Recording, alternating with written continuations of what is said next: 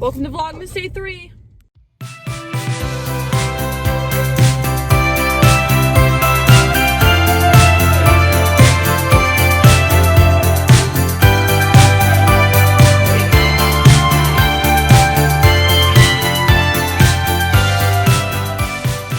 Look how cute my mask is. I just left work. I was planning on going to the gym, but I did forget my gym shoes, so I can't work out in my duck boots. That would be uncomfortable, and my feet are killing me. So I might just try to do the bike tonight if I have time. I do have a paper to write, so today is probably going to be a relatively boring day, as if the other days were so fucking interesting. But I am going to tan quickly just to keep the rhythm of going to the gym after work. I need to just, there's something about like ritually doing shit that keeps you just doing it. Okay, so I just got home from tanning my face. I've been blowing the heat on my face, and after tanning it's like the worst idea. But anyway, so I'm going to share something a little bit deep. I feel like I just want to talk about this. So if you're at all triggered by eating disorders or depression, anxiety, anything in that realm, or you just don't want to hear it, you just are sick of hearing these things, I completely understand, but I just want to give you a little bit of warning because I am going to go on a little bit of a story time. I don't know what we're calling this, but a little bit of a spiel. So I keep getting Snapchat memories from 2 years ago. So we're going to flash back to December 2018. And my first thought is always, I've let myself go. I was so pretty. What the fuck happened to me? And I didn't put a disclaimer at the beginning of this video about swearing. I don't think I swear that much at the beginning. So if you're offended by swearing, this is not the video for you. Sorry. I just have these like kind of negative thoughts. Like I'm like, oh my God, like look how cute I was. Like what the fuck happened? But then I like really think about it and I'm like, shit. So a little back info.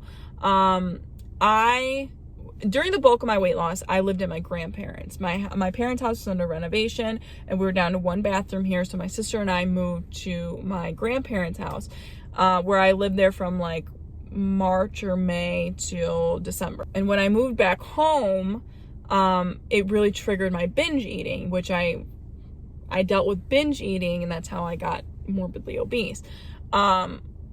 But at this point, okay, I want to say September of 2018 is when I started doing intermittent fasting, which slowly spiraled into super restrictive eating and eating disordered like habits. Like I would skip dinner and then I would skip breakfast, and I was only eating about 500 calories a day. And that just was getting bad. Well, when I came home, it triggered the binge, and to get rid of the binge and to get rid of the shame from the binge, I would purge.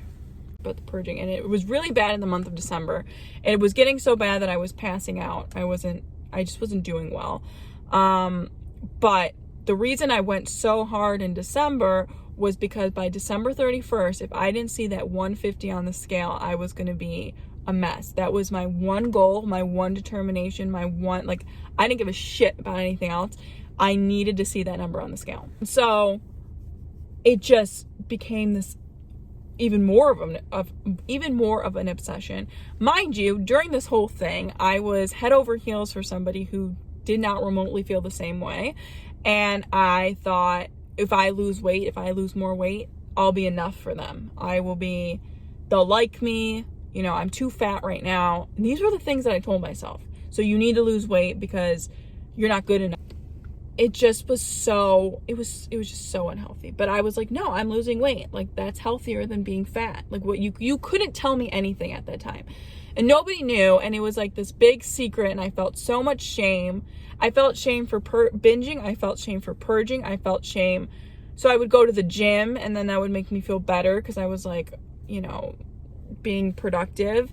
And I would work out until I was drenched in sweat. I would do like an hour and a half to 2 hours of cardio every day to burn until I saw over 1,000 calories burned on my Fitbit.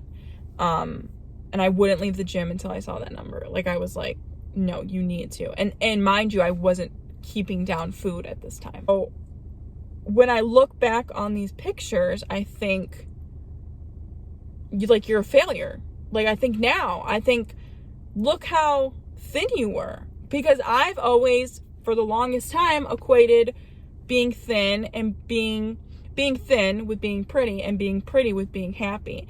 But then I think about how just empty my life was. I had, my relationships with my friends were non-existent. My relationship with my family was like non-existent. I had put myself in this deep, deep hole where I just was like, I'm happy because I'm skinny, yay. But underneath, I was fucking miserable. I was so hungry, which if you've ever been hungry, you know it's not a good feeling. And I was so mad at myself. I was so mad at myself because I knew it wasn't healthy.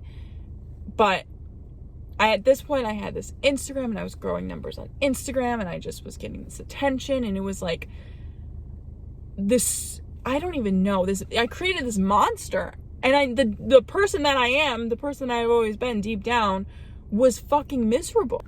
And it just was like, it's so empty. I don't know how else to describe it. I was so empty, and I was so sad, and I was so alone. And I never felt good enough. I always felt like I was doing something wrong. And it was exhausting. It was fucking exhausting. I'm trying to shift into this mentality now of, when I see these pictures, I try to not say, you're a failure now because you've gained weight. I try to think of it as, you're a success now because you are recovering from an eating disorder. I'm saying you, but I'm talking to myself. I have made strides from then. Do you know what I mean? Like, yeah, I've gained weight, but I've also am not excessively working out. I'm not purging. I'm not binging. I'm like, I think of this week even, and I'm so proud of myself. And yeah, there are hard days. There are days where I do binge. There have been days where I do purge. There are days when it's not, I always see it on Instagram, like the fucking quotes. And I'm not a big quote person, but this one always gets me, is it success is not linear, or your journey to success is not linear? It's not. It's all over the motherfucking place.